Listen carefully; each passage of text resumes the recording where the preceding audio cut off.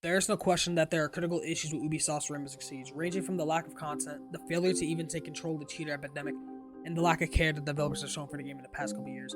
It seems that developers have given up on the game and its fan base. It has also given up on the lack of server care, and all of these issues have seemingly put the Siege community over the top. But do these flaws mean that we need a Siege 2 or just an overhaul to the development team? Members of the community for the last year have been talking about a Siege 2, and it's really gaining steam as of this moment. And if it could be beneficial to the community as a whole. Here are some basics of what we need to even consider a Siege 2. And these are in no particular order, but these are just some things that have to be in Siege 2 to make it worth doing. Okay, so for number one, we have account transferring. I believe that this should be the last season of Rainbow Six Siege, like all together for Siege 1, is what I'll call it.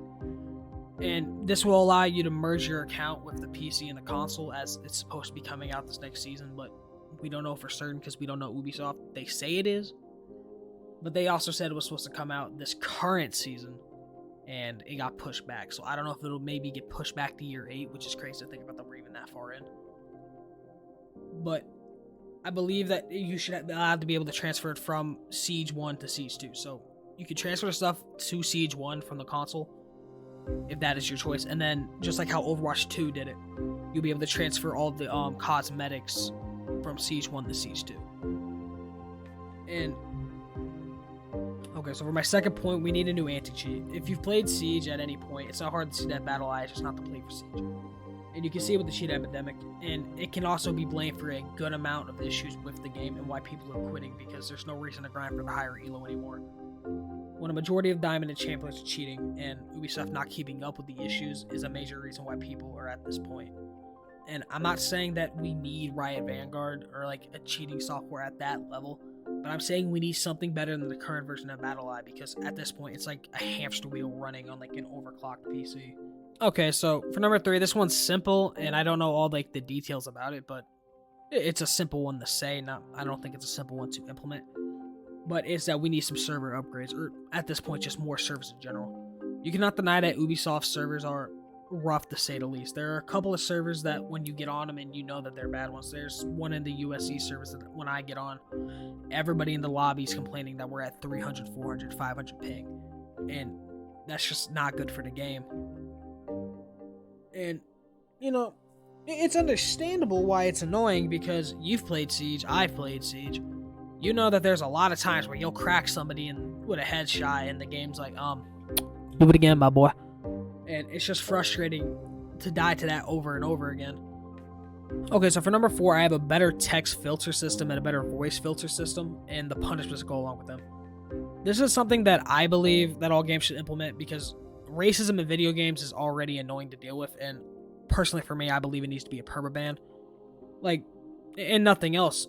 That's it. I think it needs to be a permaban. It's annoying to see somebody who's just like blasting hard R in text chat or voice chat after, you know, getting smoked, and then them taking a month ban.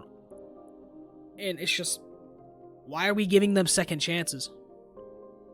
Like, if he's a 30-year-old man screaming the N-word because nobody can stop him, why are we giving that more chances? Like, if they're going to use that backwards ass language, they should just go backward in the tech tree. They should just go back to, like, fucking hamsters. Okay, so for number 5, we need more content. It's just the truth of the matter. This one operator, a lackluster patch, no new map, is not going to keep the game sustained for long.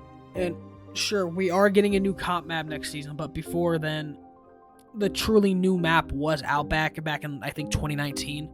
And no, before anybody says it, Emerald Plains is not a new map. Even Ubisoft confirmed that it was a Bartlett rework for a majority of its life, and then they decided to make its own thing after I think 80% of the work was done.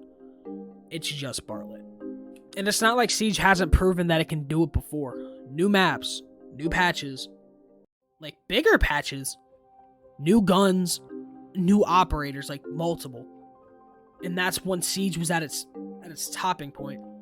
It just seems that the developers have gotten really lazy. I don't care about all like the details and stuff about it, like blah this, blah that. The developers have gotten really lazy, and when they're putting a lot of time into, you know, changing up the HUD of the game, trying to make it look better, I'd rather something that would perform extremely well than something that just looks nice, because when something looks nice and performs bad, it just looks even worse. Okay, so for number 6, it's a personal one, and so just take it with a grain of salt, but I want the old maps back in Siege. It's already been shown to us and confirmed by Ubisoft that they have the old maps, they have old patch notes, and they've added the legacy game mode, and I believe that we should have the old maps at least in custom games. If I can see Hold House load up one more time, it would help me shed a tear. Like, that was the prime time for Siege, and I think the downfall of Siege really started once they reworked House. And finally, number 7, it's just a quality of life changes, like the abilities to, kick somebody from your squad in the menu. Like, you know the pain of being in a 5-man and your homie says that he's getting off, and then he doesn't leave the stack, he just, turns off his system, or he just gets off the PC. That means you gotta back out, sit in invites, and it just throws the whole vibe off. I think it would be really nice if we finally had the ability to kick somebody from our lobby. And I think that change should also come to custom games, and I also believe that in customs, you should be able to pick and choose who's on the team. Because if somebody joins and goes AFK for 5 minutes, you're stuck waiting that 5 minutes instead of just loading up the game. And it's just some basic stuff like that that would show the community that, hey, we're trying, we care, we're listening to the feedback, and just stop changing the HUD every season for no reason. It's good how it is. Stop playing with it. Now, after that, there are some things that might need to happen to help a new influx of players come into the game. And I think that first thing is making the game free, like how Overwatch 2 did it. Because the concept of Siege is a popular and proven concept that'll work for a multiplayer game. And Siege, again, is unlike any other game that's out there right now. It's unique. Some games are similar, which is like 0 Hour or Ready or Not, but the main difference is the speed of the game, the operators, and then the destructible environment that Ubisoft has built over the years. Now, there are some people in the community that's talking about that there needs to be a new developer for the game that takes control of Siege, or at least Siege 2's development.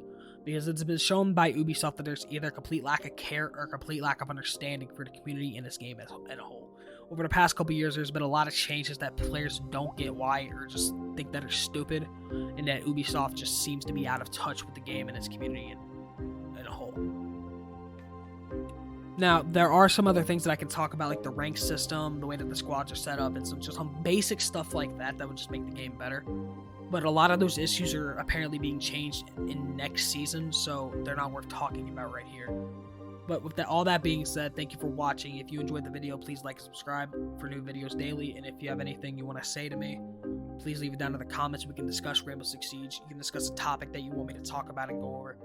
And yeah, I'll see you guys in the next one. Bye.